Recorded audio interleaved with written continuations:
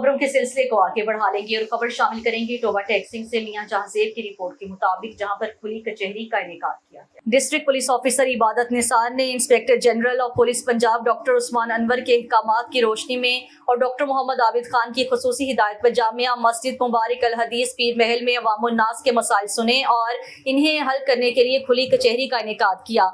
खुली कचहरी में मुकामी अफराद की कसीर तादाद ने शिरकत की। DPO इबादत निसार ने साइलिन के मसाइल सुने और उनके फौरी हल के लिए मौका पर हिदायत जारी की।